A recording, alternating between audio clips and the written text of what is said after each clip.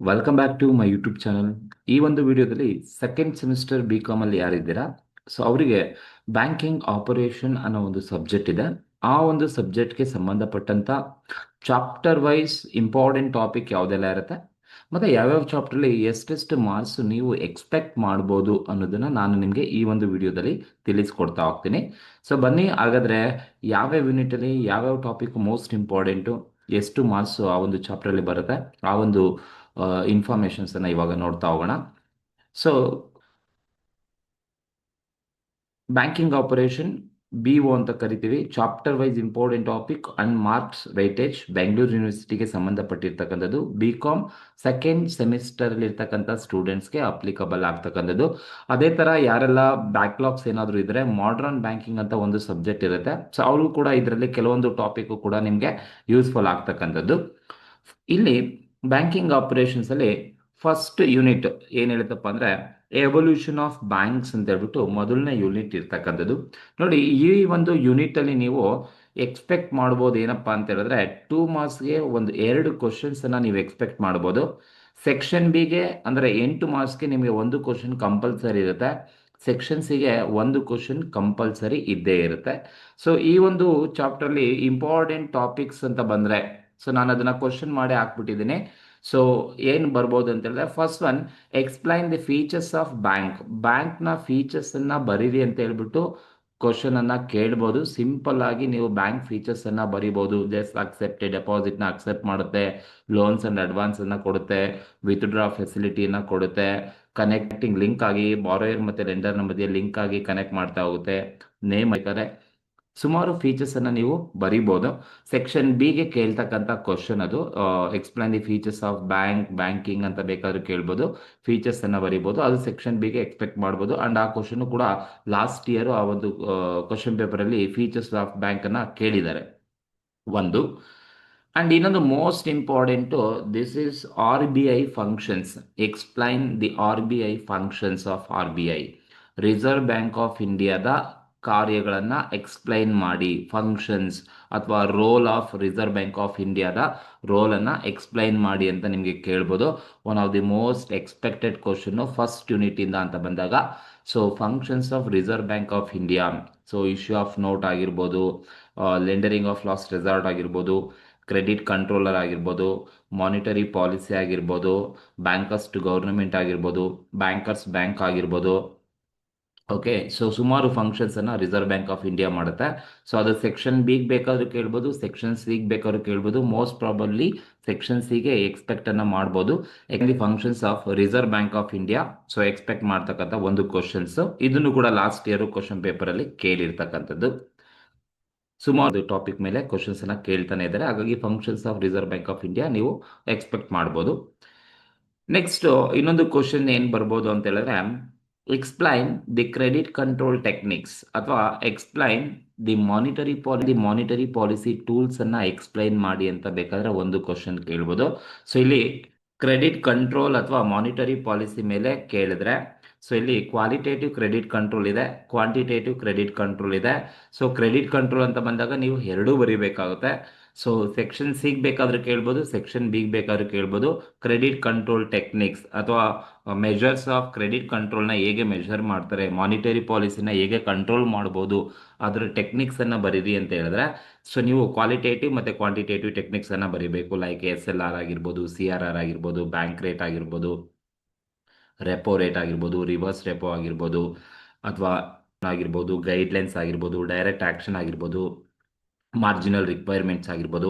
ಇವೆಲ್ಲ credit control techniques used by reserve bank of ಇಂಡಿಯಾನೇ use ಮಾಡ್ತಕ್ಕಂಥದ್ದು.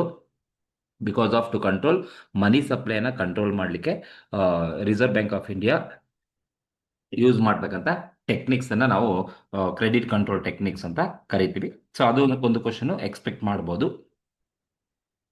ನೆಕ್ಸ್ಟ್ ಬಂದು ಈ ಒಂದು ಚಾಪ್ಟರ್ಲಿ ಯಾವ ಕ್ವಶನ್ಸ್ ಅನ್ನ ಕೇಳಬಹುದು ಅಂತ ಹೇಳಿದ್ರೆ, in evolution of banking system in India ಅಥವಾ ಬ್ಯಾಂಕಿಂಗ್ ಇನ್ ಇಂಡಿಯಾ. ಇಂಡಿಯಾದಲ್ಲಿ ಬ್ಯಾಂಕ್ ಅಂತಕ್ಕಂಥದ್ದು ಯಾವ ತರ ಡೆವಲಪ್ ಆಗ್ತಾ ಬಂದಿದೆ, ಸ್ಟೇಜಸ್ ಅನ್ನ ನೀವು ಎಕ್ಸ್ಪ್ಲೈನ್ ಮಾಡಿ ಅಂತ ಬೇಕಾದ್ರೆ ಸೆಕ್ಷನ್ ಬಿಗೆ ಬೇಕಾದ್ರೂ ಕೇಳ್ಬೋದು, ಸೆಕ್ಷನ್ ಸಿಗೆ ಬೇಕಾದ್ರೂ ಆ ಒಂದು ಕ್ವಶನ್ಸ್ ಅನ್ನ ಕೇಳ್ಬೋದು. ಸೊ ಹಾಗಾಗಿ ಈ ಒಂದು ಚಾಪ್ಟರು ತುಂಬ ಈಸಿ ಇರ್ತಕ್ಕಂಥ ಚಾಪ್ಟರ್ಸು ನಿಮಗೆ ಈಸಿಯಾಗಿ ಅರ್ಥ ಆಗುತ್ತೆ. ಒಂದು ಸಲ ಓದ್ಕೊಂಡ್ರೆ ನಿಮ್ಗೆ ಈಸಿಯಾಗಿ ಸಿಗುತ್ತೆ. ಒಂದು ಕ್ವಶನ್ ಸೆಕ್ಷನ್ ಸಿಗೆ ಕಂಪಲ್ಸರಿ ಇರುತ್ತೆ, ಒಂದು ಕ್ವಶನ್ ಸೆಕ್ಷನ್ ಬಿಗೆ ಕಂಪಲ್ಸರಿ ಇದ್ದೇ ಇರುತ್ತೆ. 2 ಮಾರ್ಕ್ಸ್ಗೆ 1 or 2 ಕ್ವಶನ್ಸನ್ನು ನೀವು ಎಕ್ಸ್ಪೆಕ್ಟ್ ಮಾಡ್ಬೋದು. ಆಲ್ಮೋಸ್ಟ್ ಫಸ್ಟ್ ಚಾಪ್ಟರಿಂದ ನಿಮಗೆ ಆಲ್ಮೋಸ್ಟ್ 26 ಮಾರ್ಕ್ಸ್ ನಿಮಗೆ ಬರ್ತಕ್ಕಂಥ ಚಾನ್ಸಸ್ ಇರುತ್ತೆ. ಕರೆಕ್ಟಾಗಿ ಫಸ್ಟ್ ಚಾಪ್ಟರ್ನ ನೋಡ್ಕೊಳ್ಳಿ, ಎಸ್ಪೆಷಲಿ ಈ ಟಾಪಿಕ್ಸನ್ನು ತಪ್ಪದೆ ನೋಡ್ಕೊಳ್ತಾ ಹೋಗಿ. ಎರಡನೇ ಯೂನಿಟ್ ಏನಪ್ಪಾ ಅಂತ ಹೇಳಿದ್ರೆ ಕ್ಲಾಸಿಫಿಕೇಶನ್ ಆಫ್ ಬ್ಯಾಂಕ್ಸ್ ಅಂತ ಹೇಳ್ಬಿಟ್ಟು ಎರಡನೇ ಯೂನಿಟ್ ಇರ್ತಕ್ಕಂಥದ್ದು. ಯೂನಿಟ್ 2 ಕ್ಲಾಸಿಫಿಕೇಶನ್ ಆಫ್ ಬ್ಯಾಂಕ್ಸ್ ಅಂತ ಕರಿತೀವಿ. ಈ ಒಂದು ಚಾಪ್ಟರ್ಲ್ಲೂ ಕೂಡ ನೀವು ಸೆಕ್ಷನ್ ಎಗೆ ನೀವು 2 ಮಾರ್ಕ್ಸ್ ಕ್ವಶನ್ಸನ್ನು ನೋಡ್ತೀರಾ ಅಂದರೆ ಇಲ್ಲೂ ಕೂಡ 2 ಮಾರ್ಕ್ಸ್ ಕ್ವಶನ್ಸನ್ನು ನೀವು 2 ಕ್ವಶನ್ಸನ್ನು ಬೇಕಾದರೆ ನೀವು ಎಕ್ಸ್ಪೆಕ್ಟ್ ಮಾಡ್ಬೋದು. ಸೆಕ್ಷನ್ ಬಿಗೆ 1 ಕ್ವಶನ್ಸ್ ಇರುತ್ತೆ, ಸೆಕ್ಷನ್ ಸಿಗೂ ಕೂಡ 1 ಕ್ವಶನ್ಸ್ ಕಂಪಲ್ಸರಿ ಬರುತ್ತೆ. ಸೊ ನೋಡಿ, ಸೆಕ್ಷನ್ ಸಿಗೆ ನೀವು ನೋಡ್ತೀರಾ ಅಂತ ಹೇಳಿದ್ರೆ ಮೋಸ್ಟ್ ಇಂಪಾರ್ಟೆಂಟು ಸೆಕೆಂಡ್ ಯೂನಿಟಲ್ಲಿ ಬರ್ತಕ್ಕಂಥದ್ದು functions of commercial banks. So explain the functions of commercial banks ಅಂತ ಕೇಳ್ತಾರೆ. ಸೊ ಅಲ್ಲಿ ಪ್ರೈಮರಿ ಫಂಕ್ಷನ್ಸ್ ಇದೆ, ಸೆಕೆಂಡರಿ ಫಂಕ್ಷನ್ಸ್ ಇದೆ, ಅದರಲ್ಲಿ ಜನರಲ್ ಯುಟಿಲಿಟಿ ಸರ್ವಿಸಸ್ ಇದೆ, ಏಜೆನ್ಸಿ ಸರ್ವಿಸಸ್ ಇದೆ. ಸೊ ಯಾವುದನ್ನು ಬೇಕಾದ್ರೂ ಕೇಳ್ಬೋದು. ಎಕ್ಸ್ಪ್ಲೈನ್ ದ ಸೆಕೆಂಡರಿ ಫಂಕ್ಷನ್ಸ್ ಅಂತ ಬೇಕಾದ್ರೆ ಕೇಳ್ಬೋದು, ಅಥವಾ ಪ್ರೈಮರಿ ಫಂಕ್ಷನ್ಸನ್ನು ಮಾತ್ರನೇ ಬೇಕಾದ್ರೆ ಬರೀರಿ ಅಂತ ಬೇಕಾದ್ರೆ ಕೇಳ್ಬೋದು. ಸೊ ಏನು ಹೇಳಿಲ್ಲ, ಬರೀ ಫಂಕ್ಷನ್ಸ್ ಅಂತ ಹೇಳಿದ್ರೆ ನೀವು ಪ್ರೈಮರಿನೂ ಬರೀಬೇಕು, ಸೆಕೆಂಡರಿ ಫಂಕ್ಷನ್ಸನ್ನು ಕೂಡ ಬರೀಬೇಕಾಗುತ್ತೆ. One of the most expected question ಸುಮಾರು ವರ್ಷಗಳಿಂದ ಕಮರ್ಷಿಯಲ್ ಬ್ಯಾಂಕ್ಸ್ ಮೇಲೆ ಕೇಳ್ತಕ್ಕಂಥ ಒಂದು ಕ್ವಶನ್ ಯಾವುದಪ್ಪ ಅಂತ ಹೇಳಿದ್ರೆ ಫಂಕ್ಷನ್ಸನ್ನು ಕೇಳ್ತಾರೆ. ಸೊ ನೀವು ಪ್ರೈಮರಿ ಮತ್ತು ಸೆಕೆಂಡರಿ ಎರಡೂ ಕರೆಕ್ಟಾಗಿ ಓದ್ಕೊಂಡ್ರೆ ದಿ ಮೋಸ್ಟ್ ಇಂಪಾರ್ಟೆಂಟ್ ಫಂಕ್ಷನ್ಸ್ ಅಂತ ಏನು ಕರಿತೀವಿ ಅದು ಕರೆಕ್ಟಾಗಿ ನೋಡ್ಕೊಳ್ಳಿ. ಆ್ಯಂಡ್ ಡಿಫ್ರೆನ್ಸ್ ಬಿಟ್ವೀನ್ ಶೆಡ್ಯೂಲ್ ಮತ್ತು ನಾನ್ ಶೆಡ್ಯೂಲ್ ಬ್ಯಾಂಕ್ಸ್ನ ಡಿಫ್ರೆನ್ಸನ್ನು ಸೆಕ್ಷನ್ ಬಿಗೆ ಬೇಕಾದರೆ ಕ್ವಶನ್ಸನ್ನು ಕೇಳ್ಬೋದು. ಏನು ಶೆಡ್ಯೂಲ್ ಬ್ಯಾಂಕು ಮತ್ತು ನಾನ್ ಶೆಡ್ಯೂಲ್ ಬ್ಯಾಂಕು ಏನು ಡಿಫ್ರೆನ್ಸ್ ಇರುತ್ತೆ ಅಂತ ನೋಡ್ಕೊಳ್ಳಿ. ಒಂದು 6 to 7 ಡಿಫ್ರೆನ್ಸನ್ನು ನೀವು ಕರೆಕ್ಟಾಗಿ ಬರೆದ್ರೆ ಸಾಕಾಗುತ್ತೆ. ಅದು ಸೆಕ್ಷನ್ ಬಿಗೆ ಕೇಳ್ತಕ್ಕಂಥ ಒಂದು ಕ್ವಶನ್ನು. ಮತ್ತು ಈಗ ಏನು ಪ್ರೆಸೆಂಟ್ ಇರ್ತಕ್ಕಂಥದ್ದು ಪೇಮೆಂಟ್ ಬ್ಯಾಂಕ್ಸು ಅಂದರೆ ಏನು, what is payment bank, what you mean by payment bank and explain their functions of payment ಬ್ಯಾಂಕ್ಸನ್ನು ಎಕ್ಸ್ಪ್ಲೈನ್ ಮಾಡಿ ಅಂತ ಬೇಕಾದರೆ ಕ್ವಶನ್ಸನ್ನು ಕೇಳ್ಬೋದು. ಅಥವಾ ನಬಾರ್ಡ್ ಅಂದರೆ ಏನು, ನಬಾರ್ಡ್ನ ಫಂಕ್ಷನ್ ಅಥವಾ ನಬಾರ್ಡ್ನ ಇಂಪಾರ್ಟೆನ್ಸು ಏನು ಬರೀರಿ ಅಂತ ಬಿಟ್ಟು ಕ್ವಶನನ್ನು ಕೇಳ್ಬೋದು. ಸೊ ಅದು ಒಂದು ಕ್ವಶನ್ಸನ್ನು ಬೇಕಾದ್ರೆ ನೀವು ಎಕ್ಸ್ಪೆಕ್ಟ್ ಮಾಡ್ಬೋದು. ಸೊ ಅದ್ರ ಜೊತೆಗೆ ನಿಮಗೆ ಗೊತ್ತು ಪ್ರೈವೇಟ್ ಬ್ಯಾಂಕ್ಸ್ ಇದೆ, ಪಬ್ಲಿಕ್ ಸೆಕ್ಟರ್ ಬ್ಯಾಂಕು ಇದೆ. ಡಿಫ್ರೆನ್ಸನ್ನು ಬೇಕಾದರೆ ಕೇಳ್ಬೋದು. What is private sector bank ಮತ್ತು ಪಬ್ಲಿಕ್ ಸೆಕ್ಟರ್ ಬ್ಯಾಂಕು ಏನು ಡಿಫ್ರೆನ್ಸ್ ಇದೆ ಅಂತ ಬೇಕಾದರೆ ಕೇಳ್ಬೋದು. ಸೊ ಅದನ್ನ ಬಿಟ್ಟರೆ ಇನ್ಯಾವುದು ಕೂಡ ಈ ಟಾಪಿಕ್ ಈ ಒಂದು ಯೂನಿಟಲ್ಲಿ ಕ್ವಶನ್ಸನ್ನು ಕೇಳಲ್ಲ ಅಂದ್ಕೊಳ್ತೀನಿ. ಇನ್ ಕೇಸ್ ಕೇಳಿದ್ರೆ ಪೇಮೆಂಟ್ ಬ್ಯಾಂಕ್ನ ಕೇಳಿಲ್ಲ ಅಂತ ಹೇಳಿದ್ರೆ ಫಂಕ್ಷನ್ಸ್ ಆಫ್ ಫಾರಿನ್ ಬ್ಯಾಂಕ್ನ ಬೇಕಾದರೆ ಕೇಳ್ಬೋದು. ಸೊ ಪೇಮೆಂಟ್ ಬ್ಯಾಂಕ್ನ ಕೇಳಿಲ್ಲ ಅಂತ ಹೇಳಿದ್ರೆ ಫಾರಿನ್ ಬ್ಯಾಂಕ್ನ ಫಂಕ್ಷನ್ಸನ್ನು ಬೇಕಾದ್ರೆ ಎಕ್ಸ್ಪೆಕ್ಟ್ ಮಾಡ್ಬೋದು. ಬಟ್ ಮೋಸ್ಟ್ ಪ್ರಾಬಲಿ ಈ ಒಂದು ಚಾಪ್ಟರ್ಲಿ ನಿಮಗೆ ಈಸಿಯಾಗಿ ಸಿಗ್ತಕ್ಕಂಥದ್ದು ಅಂತ ಹೇಳಿದ್ರೆ ಕಮರ್ಷಿಯಲ್ ಬ್ಯಾಂಕ್ನ ಫಂಕ್ಷನ್ಸ್ ತುಂಬ ಈಸಿಯಾಗಿ ಸಿಗುತ್ತೆ. ಸೆಕ್ಷನ್ ಬಿಗಂತೂ ಖಂಡಿತವಾಗ್ಲೂ ನೀವು ಎಕ್ಸ್ಪೆಕ್ಟನ್ನು ಮಾಡ್ಬೋದು ಆದಂಥ ಒಂದು ಕ್ವಶನು. ಇನ್ನೊಂದು ಕ್ವಶನು ಸೆಕ್ಷನ್ ಬಿಗೆ ಬರುತ್ತೆ. ಸೊ ಯಾವ್ದಾದ್ರು ಒಂದು ಕ್ವಶನ್ಸನ್ನು ನೀವು ಬೇಕಾದರೆ ಓದ್ಕೊಂಡಿದ್ರೆ ಅದನ್ನ ಆನ್ಸರ್ಸನ್ನು ನೀವು ಈಸಿಯಾಗಿ ಬರೀತೀರಾ. ಸೊ ಒಟ್ಟಿನಲ್ಲಿ ಈ ಒಂದು ಸೆಕೆಂಡ್ ಯೂನಿಟಲ್ಲಿ ನಿಮಗೆ 24 ಮಾರ್ಕ್ಸ್ ನಿಮಗೆ ಸೆಕೆಂಡ್ ಯೂನಿಟಲ್ಲಿ ಸಿಗುತ್ತೆ. ಸೊ ಕ್ವಶನ್ಸು ಎಲ್ಲ ಸೆಕ್ಷನ್ನಲ್ಲೂ ಕೂಡ ಒಂದೊಂದು ಮಿನಿಮಮ್ ಇದ್ದೇ ಇರುತ್ತೆ. Section A, section B, section C ನಲ್ಲಿ ಇರುತ್ತೆ. ಮೋಸ್ಟ್ ಇಂಪಾರ್ಟೆಂಟ್ ಚಾಪ್ಟರ್ ಯೂನಿಟ್ 3 ಬಂದು ಬ್ಯಾಂಕಿಂಗ್ ಪ್ರಾಡಕ್ಟ್ಸ್ ಅಂತ ಕರಿತೀವಿ. ಬ್ಯಾಂಕಿಂಗ್ ಪ್ರಾಡಕ್ಟ್ಸ್ ಈ ಒಂದು ಯೂನಿಟಲ್ಲಿ ನಿಮಗೆ 2 ಕ್ವಶನ್ಸು 14 ಮಾರ್ಕ್ಸ್ಗೆ ಕೇಳ್ತಕ್ಕಂಥ ಚಾನ್ಸಸ್ ಇರುತ್ತೆ. 2 ಕ್ವಶನ್ ಸೆಕ್ಷನ್ ಸಿಗೆ ಕೇಳ್ತಕ್ಕಂಥ ಚಾನ್ಸಸ್ ಇರುತ್ತೆ. ಮಿನಿಮಮ್ ಒಂದು ಕಂಪಲ್ಸರಿ ಇರುತ್ತೆ, ಕಂಪಲ್ಸರಿ ಇರುತ್ತೆ.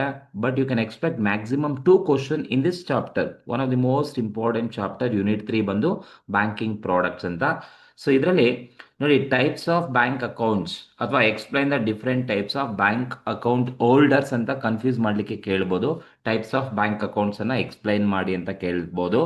ಟರ್ಮ್ ಬ್ಯಾಂಕ್ ಇದೆ, ಕರೆಂಟ್ ಡೆಪಾಸಿಟ್ಸ್ ಅಕೌಂಟ್ ಆಗಿರ್ಬೋದು, ಫಿಕ್ಸ್ಡ್ ಡೆಪಾಸಿಟ್ ಅಕೌಂಟ್ ಆಗಿರ್ಬೋದು, ರೆಕರಿಂಗ್ ಡೆಪಾಸಿಟ್ ಅಕೌಂಟ್ ಆಗಿರ್ಬೋದು, ಅಂಡ್ ಸ್ಯಾಲ್ರಿ ಅಕೌಂಟ್ ಆಗಿರ್ಬೋದು, ಎನ್ ಆರ್ ಒ ಅಕೌಂಟ್ ಆಗಿರ್ಬೋದು, ಎನ್ ಆರ್ ಇ ಅಕೌಂಟ್ ಆಗಿರ್ಬೋದು, ಡಿಮ್ಯಾಟ್ ಅಕೌಂಟ್ ಆಗಿರ್ಬೋದು. There are different types of bank accounts ಇದಾವೆ.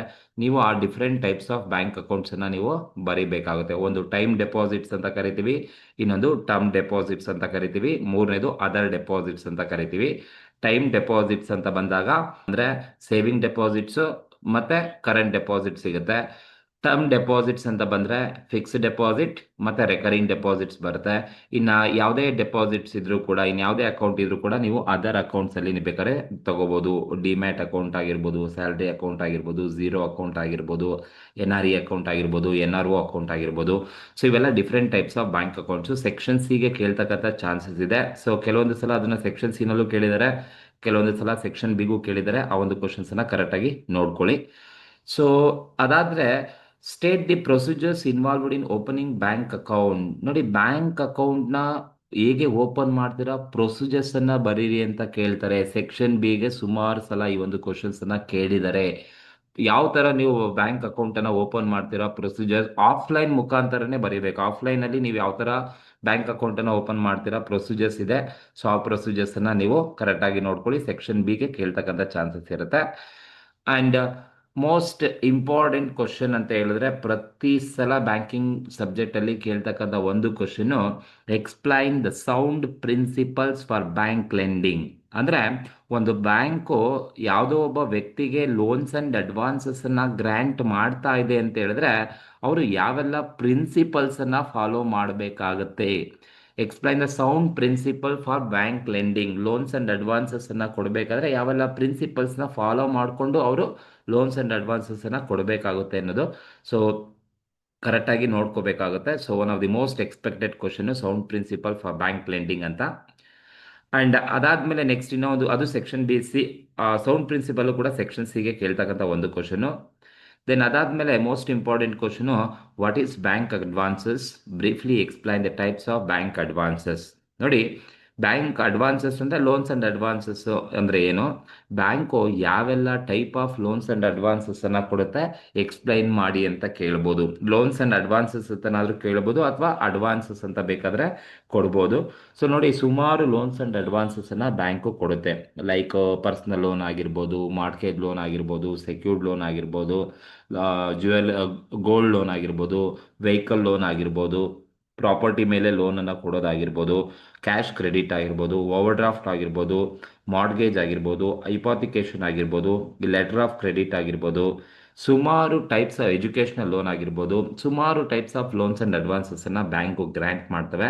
So ನೀವು ಆ ಟೈಪ್ಸ್ ಆಫ್ ಬ್ಯಾಂಕ್ ಅಡ್ವಾನ್ಸಸ್ನ ಎಕ್ಸ್ಪ್ಲೈನ್ ಮಾಡಬೇಕಾಗತ್ತೆ ಅಷ್ಟೇ. ಸೊ ಒಂದು ಈಸಿಯಸ್ಟ್ ಕ್ವಶನ್ನು ನಿಮಗೆ ಸೆಕ್ಷನ್ ಸಿಗೆ 2 ಕ್ವಶನ್ ಈ ಒಂದು ಯೂನಿಟಲ್ಲಿ ಬರ್ತಕ್ಕಂಥ ಚಾನ್ಸಸ್ ಇರುತ್ತೆ. ಸೊ ಆ ಯೂನಿಟ್ 3ನಲ್ಲಿ ಇರೋದೇ ಇಷ್ಟು ಕಾನ್ಸೆಪ್ಟ್ ಇರ್ತಕ್ಕಂಥದ್ದು. ಟೈಪ್ ಆಫ್ ಬ್ಯಾಂಕ್ ಅಕೌಂಟ್ಸ್, ಯಾವುದೆಲ್ಲ ಟೈಪ್ ಆಫ್ ಬ್ಯಾಂಕ್ ಅಕೌಂಟ್ ಇದೆ, ಒಂದು ಬ್ಯಾಂಕ್ ಅಕೌಂಟ್ನ ಹೇಗೆ ಓಪನ್ ಮಾಡ್ತೀರಾ ಅನ್ನೋ ಪ್ರೊಸೀಜರ್ಸ್ ಅನ್ನ ಕೇಳ್ಬೋದು.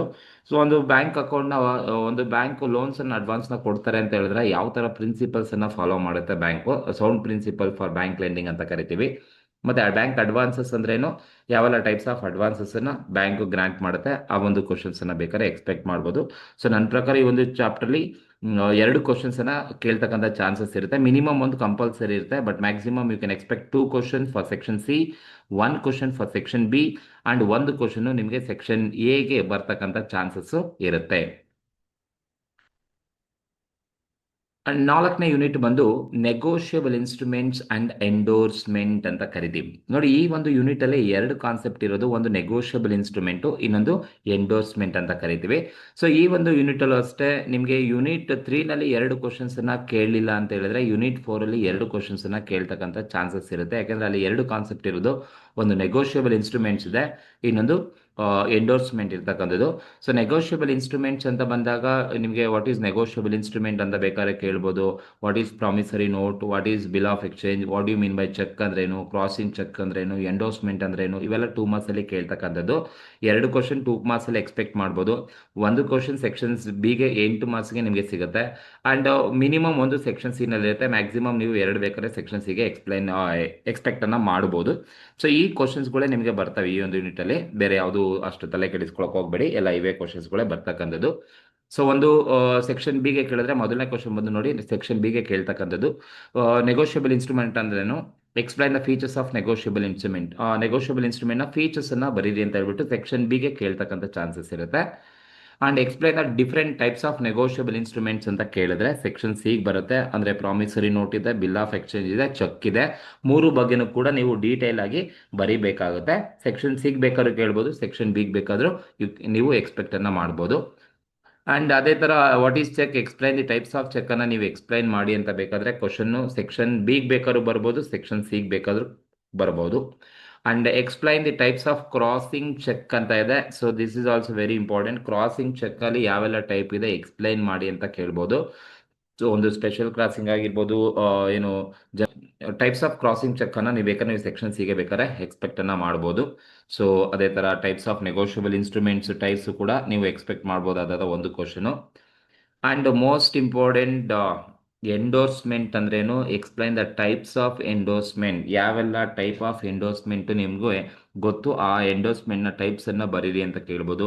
ಲೈಕ್ ಬ್ಲಾಂಕ್ ಎಂಡೋರ್ಸ್ಮೆಂಟ್ ಆಗಿರ್ಬೋದು, ಫುಲ್ ಎಂಡೋರ್ಸ್ಮೆಂಟ್ ಆಗಿರ್ಬೋದು, ರಿಸ್ಟ್ರಿಕ್ಟಿವ್ ಎಂಡೋರ್ಸ್ಮೆಂಟ್ ಆಗಿರ್ಬೋದು, ಪಾರ್ಷಿಯಲ್ ಎಂಡೋರ್ಸ್ಮೆಂಟ್ ಆಗಿರ್ಬೋದು, ಕಂಡೀಷನಲ್ ಎಂಡೋರ್ಸ್ಮೆಂಟ್ ಆಗಿರ್ಬೋದು, ಸ್ಯಾನ್ಸ್ ರೀಕೋರ್ಸ್ ಆಗಿರ್ಬೋದು, ಫ್ಯಾಕಲ್ಟಿ ಎಂಡೋರ್ಸ್ಮೆಂಟ್ ಆಗಿರ್ಬೋದು. ಸೊ ಇವೆಲ್ಲ different types of endorsement. Just ನೀವು ಪಾಯಿಂಟ್ ಹಾಕಿ ಜಸ್ಟ್ ಆ ಮೀನಿಂಗ್ಸ್ ಅನ್ನ ಎಕ್ಸ್ಪ್ಲೈನ್ ಮಾಡಿದ್ರೆ ಸಾಕಾಗುತ್ತೆ. ಅದು ಕೂಡ ಸೆಕ್ಷನ್ ಸಿ ಅಥವಾ ಸೆಕ್ಷನ್ ಬಿಗೆ ಎಕ್ಸ್ಪೆಕ್ಟ್ ಮಾಡ್ಬೋದು. And this is a common, what are the reason for the check or dishonor, ಅಥವಾ explain the consequences for dishonouring the cheque. ಒಂದು ಚೆಕ್ ಅನ್ನ ಡಿಸಾನರ್ ಮಾಡಲಿಕ್ಕೆ ರೀಸನ್ಸ್ ಅನ್ನ ಬರೀರಿ ಅಂತ ಬೇಕಾದ್ರೆ ಕೇಳ್ಬೋದು. ಸೊ ಅಲ್ಲಿ ಮೆನ್ಷನ್ ಮಾಡ್ಬೋದು ಯಾವ್ದಾದ್ರು ಒಂದು 6 ರೀಸನ್ಸ್ ಅನ್ನ ಬರೀರಿ ಅಥವಾ ಕಾನ್ಸಿಕ್ವೆನ್ಸಸ್ ಅನ್ನ ಬರೀರಿ ಏನಕ್ಕೆ ಚೆಕ್ ಅನ್ನ ಡಿಸಾನರ್ ಮಾಡ್ತಾರೆ ಅಂತ ಹೇಳ್ಬಿಟ್ಟು. ಸೊ ನೀವು ಡಿಸಾನರ್ ಮಾಡ್ಲಿಕ್ಕೆ ಚೆಕ್ ಅನ್ನ ನೀವು ಬರೀಬಹುದು. ಸೊ ಡೇಟ್ ಅಥವಾ ಏನು ಸಿಗ್ನೇಚರ್ ಮಿಸ್ ಮ್ಯಾಚ್ ಆಗ್ತಾ ಇದೆ, ಅಮೌಂಟು ವರ್ಡಲ್ಲಿ ಇರೋದೊಂದು ನಂಬರ್ಸ್ ಅಲ್ಲಿ ಇರೋದೊಂದು ಆಗಿರ್ಬೋದು, ಅಥವಾ ಚೆಕ್ ಕರೆಕ್ಟಾಗಿ ಇಲ್ಲ ಅಂತ ಹೇಳಿದ್ರೆ ಬರಿಬೋದು. ಸೊ ಅದು ಸೆಕ್ಷನ್ ಬಿಗೆ ಕೇಳ್ತಕ್ಕಂಥದ್ದು. Consequences of dishonour of cheque ಅಥವಾ reason for dishonour of cheque reasons ಬರೀರಿ ಅಂತ ಜನರಲ್ ಆಗಿ ಒಂದು ಕ್ವಶನ್ಸ್ ಅನ್ನ ಕೇಳ್ಬೋದು. And features of promissory note ಅನ್ನ ಎಕ್ಸ್ಪೆಕ್ಟ್ ಮಾಡ್ಬೋದು. ಅದು ಸೆಕ್ಷನ್ ಬಿಗೆ ಬರ್ತಕ್ಕಂಥದ್ದು. ವಾಟ್ ಈಸ್ ಪ್ರಾಮಿಸರಿ ನೋಟ್ ಅಂದ್ರೆ ಏನು, ಪ್ರಾಮಿಸರಿ ನೋಟ್ನ ಫೀಚರ್ಸ್ ಏನಿದೆ ಅಂತ ಬೇಕಾದ್ರೆ ನೀವು ಎಕ್ಸ್ಪೆಕ್ಟ್ ಮಾಡ್ಬೋದು. ಸೊ ಇಷ್ಟು ಕ್ವಶನ್ಸ್ ನಿಮಗೆ ಇರ್ತಕ್ಕಂಥದ್ದು. ಸೊ ಅದರಲ್ಲಿ features, reasons for designing on cheque, ಮತ್ತೆ ಟೈಪ್ಸ್ ಆಫ್ ಚೆಕ್ ಆಗಿರ್ಬೋದು, ನೆಗೋಷಿಯಬಲ್ ಇನ್ಸ್ಟ್ರೂಮೆಂಟ್ ನ ಫೀಚರ್ಸ್ ಆಗಿರ್ಬೋದು, ಇವೆಲ್ಲ ಸೆಕ್ಷನ್ ಬಿಗೆ ಬರ್ತಕ್ಕಂಥ ಕ್ವಶನ್ಸ್. ರಿಮೈನಿಂಗ್ ನಾನೇನು ಬೋಲ್ಡ್ ಮಾಡಿದ್ದೀನಿ ಅವೆಲ್ಲ ಕೂಡ ಸೆಕ್ಷನ್ ಸಿಗೆ ಬರ್ತಕ್ಕಂಥ ಕ್ವಶನ್ಸ್ ಆಗಿರುತ್ತೆ. Like types of negotiable instrument ಆಗಿರ್ಬೋದು, ಟೈಪ್ಸ್ ಆಫ್ ಕ್ರಾಸಿಂಗ್ ಚೆಕ್ ಆಗಿರ್ಬೋದು, ಟೈಪ್ಸ್ ಆಫ್ ಎಂಡೋರ್ಸ್ಮೆಂಟ್ ಆಗಿರ್ಬೋದು.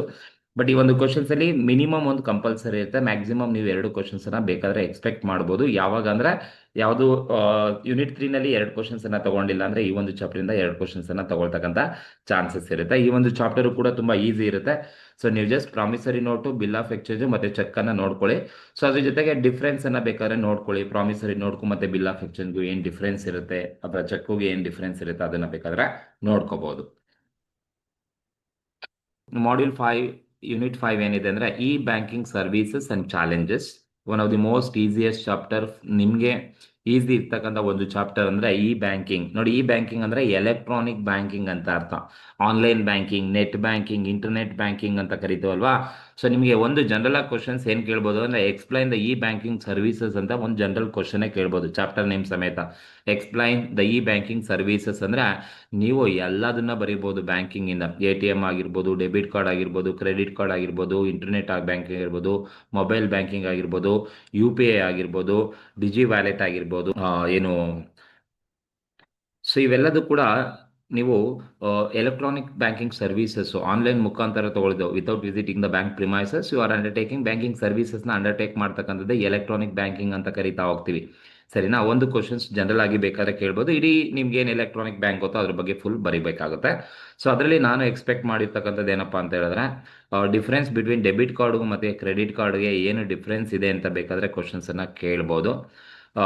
ಅಥವಾ ಈ ಎಕ್ಸ್ಪ್ಲೈನ್ ದ ಇಂಪಾರ್ಟೆನ್ಸ್ ಅಥವಾ ಅಡ್ವಾಂಟೇಜಸ್ ಆಫ್ ಮೊಬೈಲ್ ಬ್ಯಾಂಕಿಂಗ್ನ ಅಡ್ವಾಂಟೇಜಸ್ ಏನು, explain the banking innovation in detail ಅಂತ ಹೇಳ್ಬಿಟ್ಟು ಕೇಳ್ಬೋದು. ಜಸ್ಟ್ ನಾನು ಇವಾಗ ಏನು ಹೇಳಿದೆ, ಇನೋವೇಷನ್ಸ್ ಇವೆಲ್ಲ ನೆಫ್ಟ್ ಆಗಿರ್ಬೋದು, EFT ಆಗಿರ್ಬೋದು, RTGS ಆಗಿರ್ಬೋದು, ಕ್ರೆಡಿಟ್ ಕಾರ್ಡ್ ಆಗಿರ್ಬೋದು, ಅಥವಾ ಡೆಬಿಟ್ ಕಾರ್ಡ್ ಆಗಿರ್ಬೋದು, ಮೊಬೈಲ್ ಬ್ಯಾಂಕಿಂಗ್ ಆಗಿರ್ಬೋದು, ಟೆಲಿ ಬ್ಯಾಂಕಿಂಗ್ ಆಗಿರ್ಬೋದು, ಇಮೇಲ್ ಬ್ಯಾಂಕಿಂಗ್ ಆಗಿರ್ಬೋದು, ಅಥವಾ ಇಂಟರ್ನೆಟ್ ಬ್ಯಾಂಕಿಂಗ್ ಆಗಿರ್ಬೋದು, ಆನ್ಲೈನ್ ಬ್ಯಾಂಕಿಂಗ್ ಆಗಿರ್ಬೋದು. ಸೊ ಇವೆಲ್ಲದೂ ಕೂಡ ಏನು ಇನೋವೇಷನ್ಸ್, ಬ್ಯಾಂಕಿಂಗ್ ಇನೋವೇಷನ್ಸ್ ಎಲ್ಲದೂ ಕೂಡ ಮೀನಿಂಗ್ ಬರೆದ್ರೆ ಸಾಕಾಗುತ್ತೆ. ಅಂಡ್ ಒಂದು ಕ್ವಶನ್ಸ್ ನಿಮಗೆ explain the advantages and disadvantages of internet banking, online banking, digital banking ಆಗಿರ್ಬೋದು, ಮೊಬೈಲ್ ಬ್ಯಾಂಕಿಂಗ್ ಆಗಿರ್ಬೋದು. ಸೊ ಎಲ್ಲದಕ್ಕೂ ಒಂದು ಕ್ವಶನ್ಸ್ ಅನ್ನ ಜನರಲ್ ಆಗಿ ಕೇಳ್ಬೋದು. Merits and demerits, pros and cons, advantages and disadvantages of banking, online banking, internet banking, e banking, digital ಬ್ಯಾಂಕಿಂಗ್ಗೆ ಸಂಬಂಧಪಟ್ಟಂತ ಒಂದು ಕ್ವಶನ್ಸನ್ನು ಬೇಕಾದರೆ ನೀವು ಎಕ್ಸ್ಪೆಕ್ಟನ್ನು ಮಾಡ್ಬೋದು. ಸೊ ಇಲ್ಲಿ ಒಂದು ಕ್ವಶನ್ ನಿಮಗೆ ಡೈರೆಕ್ಟಾಗಿ ಕ್ವಶನಲ್ಲಿ ಕೊಡಲಿಲ್ಲ ಅಂತ ಹೇಳಿದ್ರೆ, ಯೂನಿಟ್ 5ಅಲ್ಲಿ ಒಂದು ಕ್ವಶನ್ ಡೈರೆಕ್ಟಾಗಿ ಇಲ್ಲ ಅಂದರೆ ನಿಮಗೆ ABC ಅಂತ 3 ಪಾಯಿಂಟನ್ನು ಕೊಡ್ತಾನೆ. So right A short note on ಒಂದು ATM ಬಗ್ಗೆ ಬರೀಬೇಕು, ಇಂಟರ್ನೆಟ್ ಬ್ಯಾಂಕಿಂಗ್ ಬಗ್ಗೆ ಬರೀರಿ, MICR ಬಗ್ಗೆ ಬರೀರಿ, ಅಥವಾ UPI ಬಗ್ಗೆ ಬರೀರಿ ಅಂತ ಯಾವುದೋ ಒಂದು 3 ಐಟಮ್ಸನ್ನು ಕೊಡ್ತಾರೆ. ಸೊ ಆ 3 ಐಟಮ್ ಬಗ್ಗೆ ನೀವು ಆನ್ಸರ್ಸನ್ನು ಬರಿಬೇಕಾಗುತ್ತೆ. ಸೊ ಐ ಹೋಪ್ ನಿಮಗೆ ಯೂನಿಟ್ 5 ಯಾವಾಗಲೂ ಕೂಡ ಈಸಿ ಆಗಿರುತ್ತೆ. ಅಂದರೆ ನಿಮಗೆ ಗೊತ್ತಿರ್ತಕ್ಕಂಥದ್ದು, ಕಾಮನ್ ಆಗಿ ಯೂಸ್ ಮಾಡ್ತಕ್ಕಂಥದ್ದು ನೀವು ಕರೆಕ್ಟಾಗಿ ಅರ್ಥ ಮಾಡಿಕೊಂಡು ಎಕ್ಸ್ಪ್ಲೈನ್ ಮಾಡಿಕೊಂಡು ಆನ್ಸರ್ಸನ್ನು ಮಾಡಿದ್ರೆ ತುಂಬ ಈಸಿಯಾಗಿ ನೀವು ಈ ಒಂದು ಚಾಪ್ಟರ್ ಬರ್ತಕ್ಕಂಥ ಕ್ವಶನ್ಗೆ ಆನ್ಸರ್ಸನ್ನು ಮಾಡ್ಬೋದು ಅಂತ ಅಂದ್ಕೊಳ್ತೀನಿ. ಸೊ ಒಟ್ಟು ಈ ಒಂದು ಚಾಪ್ಟರ್ಲು ಕೂಡ ನೀವೇನು ಎಕ್ಸ್ಪೆಕ್ಟ್ ಮಾಡೋದಪ್ಪ ಅಂದರೆ 2 ಮಾರ್ಕ್ಸ್ಗೆ ಅಟ್ಲೀಸ್ಟ್ 1 or 2 ಕ್ವಶನ್ಸ್ ಇರುತ್ತೆ. ಸೆಕ್ಷನ್ ಬಿಗೆ ಒಂದಿರುತ್ತೆ, ಸೆಕ್ಷನ್ ಸಿಗೆ ಸೊ 14 ಮಾರ್ಕ್ಸ್ಗೆ ಒಂದು ಕ್ವಶನ್ಸನ್ನು ಕೇಳ್ಬೋದು. ಸೊ ಇಲ್ಲಿ ಯೂನಿಟ್ 2 ಮತ್ತು ಯೂನಿಟ್ 5ಅಲ್ಲಿ ಯಾವ್ದಾದ್ರು ಒಂದು ಚಾಪ್ಟ್ರಲ್ಲಿ ಸೆಕ್ಷನ್ ಸಿಗೆ ಕೇಳಿಲ್ಲ ಅಂತ ಹೇಳಿದ್ರೆ ಯೂನಿಟ್ 3 ಅಥವಾ ಯೂನಿಟ್ 4ಅಲ್ಲಿ ಕಂಪಲ್ಸರಿ ಒಂದು ಕ್ವಶನ್ ಎಕ್ಸ್ಟ್ರಾ ನಿಮಗೆ ಅಲ್ಲಿ ಕವರ್ ಆಗಿರುತ್ತೆ. ಸೊ ಇದು ಈ ಒಂದು ಬ್ಯಾಂಕಿಂಗ್ ಆಪರೇಷನ್ಸ್ಗೆ ಇರ್ತಕ್ಕಂಥ ಇಂಪಾರ್ಟೆಂಟ್ ಟಾಪಿಕ್ಸ್. ಚಾಪ್ಟರ್ ವೈಸ್ ಎಷ್ಟೆಷ್ಟು ಮಾರ್ಕ್ಸ್ ಬರುತ್ತೆ, ಯಾವೆಲ್ಲ ಕಾನ್ಸೆಪ್ಟನ್ನು ನೀವು ಕಾನ್ಸಂಟ್ರೇಟ್ ಮಾಡಬೇಕು ಅಂತ ಈ ಒಂದು ವಿಡಿಯೋದಲ್ಲಿ ತಿಳಿಸ್ಕೊಟ್ಟಿರೋದು. ಹಾಗಾಗಿ ನಿಮಗೆ 2 ಮಾರ್ಕ್ಸ್ ಕ್ವಶನ್ ಆ್ಯಂಡ್ ಆನ್ಸರ್ಸ್ ಅನ್ನು ಕೂಡ ಬ್ಯಾಂಕಿಂಗ್ ಇನ್ನೋವೇಷನ್ಸಲ್ಲಿ ಯಾವೆಲ್ಲ ಕ್ವಶನ್ಸನ್ನು ಕೇಳ್ಬೋದು, ಮತ್ತೊಂದು ವಿಡಿಯೋದಲ್ಲಿ ಸಪ್ರೇಟಾಗಿ 2 ಮಾರ್ಕ್ಸ್ ಕ್ವಶನ್ಸನ್ನು ನಾನು ನಿಮಗೆ ಅಪ್ಲೋಡ್ ಮಾಡ್ತೀನಿ. ಸೊ ಹಾಗಾಗಿ ನನ್ನ ಒಂದು ವಿಡಿಯೋ ನಿಮಗೆ ಕರೆಕ್ಟ್ ಟೈಮಲ್ಲಿ ತಲುಪಬೇಕು ಅಂತ ಹೇಳಿದ್ರೆ ಸೊ ನೀವು ಈಗಲೇ ನನ್ನ ಚಾನಲ್ನ ಸಬ್ಸ್ಕ್ರೈಬ್ ಮಾಡ್ಕೊಳ್ಳಿ ಅಂತ ಕೇಳ್ಕೊಳ್ತಾ, ಈ ಒಂದು ವಿಡಿಯೋ ಇಷ್ಟ ಆಗಿದ್ರೆ ದಯವಿಟ್ಟು ಸಬ್ಸ್ಕ್ರೈಬ್ ಮಾಡಿ, ಶೇರ್ ಮಾಡಿ, ಲೈಕ್ ಮಾಡಿ. ಹಾಗೆ ನಿಮಗೆ ಯಾವ ಟಾಪಿಕ್ ಬೇಕೋ ಆ ಟಾಪಿಕನ್ನು ಕಮೆಂಟ್ ಮೂಲಕ ತಿಳಿಸಿದ್ರೆ ಆ ಒಂದು ಕಮೆಂಟ್ಗೆ ನಾನು ಮುಂದಿನ ದಿನದಲ್ಲಿ ಆ ಒಂದು ಕಮೆಂಟ್ಗೆ ಕಂಪಲ್ಸರಿ ನಾನು ವಿಡಿಯೋ ಮಾಡೇ ಮಾಡ್ತೀನಿ. ಸೊ ಅದೇ ಜೊತೆಗೆ ಸೊ ಈ ಒಂದು ವಿಡಿಯೋನ ನಿಮ್ಮ ಸ್ನೇಹಿತರಿಗೂ ಕೂಡ ತಲುಪಿಸಿ ಅಂತ ಕೇಳ್ತಾ ಈ ಒಂದು ವಿಡಿಯೋನ ಮುಗಿಸ್ತಾ ಇದ್ದೀನಿ. Thank you.